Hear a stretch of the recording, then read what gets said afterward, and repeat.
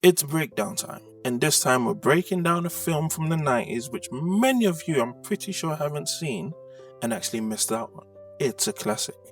It's called The Warriors of Virtue. Released in 1997, Warriors of Virtue was intended to be the start of a big new family-friendly franchise, much like Ninja Turtles and Power Rangers. The movie centered on a group of anthropomorphic kangaroo warriors who embodied Taoist virtues: benevolence, righteousness, wisdom, loyalty, and order, as they defended a mystical world from the evil warlord Komodo.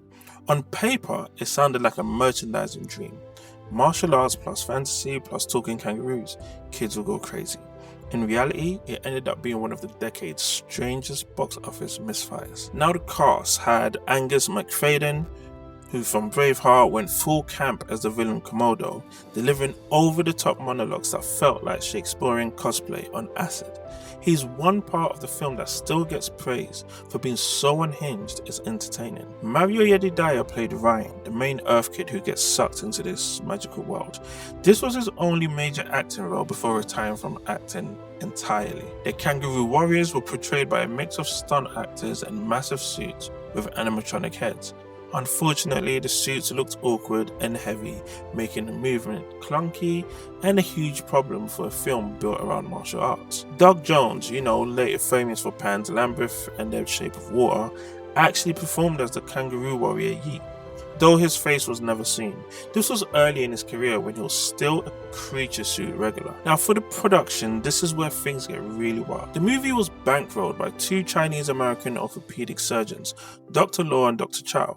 They claimed the idea for Warriors of Virtue came from wanting to give children positive, moral lessons using Taoist philosophy. They reportedly invested over $30 million of their own money to bring the movie to life. Before the movie even came out, Playmates Toys, famous for their Ninja Turtles line, was all in, creating action figures, comics, and even a Burger King tie-in. But when the movie flopped, most of that merchandise ended up in bargain bins. The kangaroo costumes were so heavy that stunt performers often fainted inside them. Movements were limited, fight scenes took forever to film, and the animatronics would malfunction constantly. This killed the pacing of production. Ronnie Yu, who did Bride of Chucky, Freddy vs. Jason, directed the film.